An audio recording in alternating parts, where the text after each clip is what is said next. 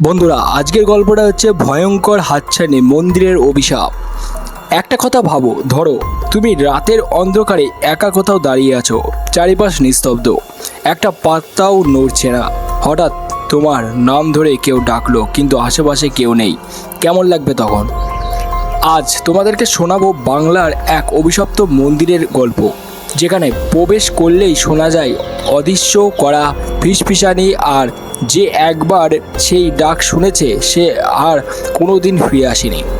এটা কোনো গুজব নয়, এই গল্প বাংলার প্রত্যন্ত গ্রামের এক পুরনো মন্দিরের, যা কালীমূর্তির চোখ দুটো এখনও যেন জীবন্ত, যেন কারো অপেক্ষায় আছে।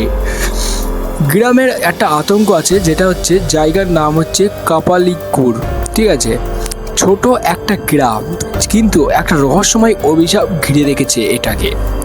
গ্রামবাসীরা বলে শত বছর আগে এখানে এক ভয়ঙ্কর তান্ত্রিক বাস করত, যে তার কালী সাধনার জন্য মানুষের বলি দিত। সে নর বলি দিয়ে অমর রত্নের সন্ধান পেতে চেয়েছিল, কিন্তু সেই যজ্ঞ অসম্পূর্ণ রয়ে যায়, আর সেই থেকে তার আত্মা আজও এই মন্দিরের ভেতরে বন্দি থাকে। এই গ্রামের কেউ রাতের বেলায় মন্দিরের আশেপাশে যায় না। পূর্ণিমার রাতে এই মন্দিরের ভেতর থেকে শোনা যায় করুণ আর্তনাদ, আর যে ভুল করেও সাড়া দেয় সে আর কখনোই ফেরে না। কলকাতার ছেলে অরিন্দম, একজন ইউটিউবার, ভূত প্রেত অলৌকিক কাহিনী, এইসব তার কাছে শুধুই গ্যাজাখুরি গল্প। একদিন সে ঠিক করলো বাংলার রহস্যময় স্থানগুলো ঘুরে দেখবে এবং সত্যি কি ঘটে তা ভিডিওগুলি ক্যামেরা বন্দি করবে। তার 3 বন্ধু সুব্রত, রাহুল এবং অমিত তাকে এই কাজ থেকে বিব্রত রাখার জন্য চেষ্টা করলো, কিন্তু অরিন্দম বলল ভূত বলে কিছু নেই। তারা কি সত্যি এইসব বিশ্বাস করিস? চলো ক্যামেরা অন করি আর সত্যিটা কি দেখে আসি। এই বলে তারা, রাত তখন 11টা বাজে, 4 বন্ধু এসে দাঁড়ালো সেই কালী মন্দিরের সামনে। চাঁদের আলোর মন্দিরের গায়ে থেকে ভয়ঙ্কর আলো লাগছিল। মন্দিরের দরজায় মোটা করে লেখা, এই মন্দিরে প্রবেশ করো না, মৃত্যু অবধারিত। কিন্তু অরিন্দম এগিয়ে গিয়ে দরজার দিকে হাত বাড়ালো। ঠিক তখনই অরিন্দম একটা ফিসফিসানি কানে এলো। গলা শুনে মনে হলো যে খুব যেন চেনা, কিন্তু আশেপাশে কেউ নেই। এই কে ডাকলো?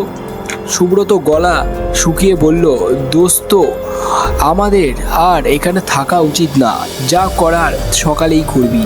অরিন্দম এসে বলল, ভয়ের কিছু নেই, এটা হয়তো বাতাসের শব্দ, চলো ভেতরে ঢুকি। 4 জন মন্দিরের ভেতরে ঢুকলো।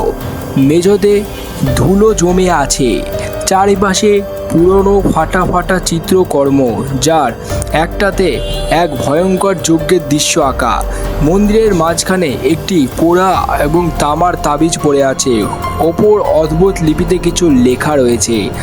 অরিন্দম সেটি হাতে তুলেই গম্ভীর এক কণ্ঠ শুনে পেল, এবং তোমরা এখানে কেন এসেছো? সে আতঙ্কে পিছিয়ে তাকালো, কিন্তু সেখানে কেউ নেই। তখনই একসঙ্গে বাতাসের প্রচণ্ড ঝড় উঠল, আর মন্দিরের দরজা স্বয়ংক্রিয়ভাবে বন্ধ হয়ে গেল। চারপাশের বাতাস এবং হিমশীতল হয়ে উঠল, আর অন্ধকার মাঝে একজোড়া রক্ত লাল চোখ জ্বলে উঠল।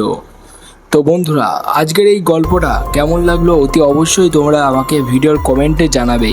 কারণ এই যে অভিশপ্ত যে মন্দিরের কথা আমি বললাম তোমাদেরকে, এটা একটা ভুতুড়ে মন্দির এবং বাংলার একটি স্থানে এটি রয়েছে।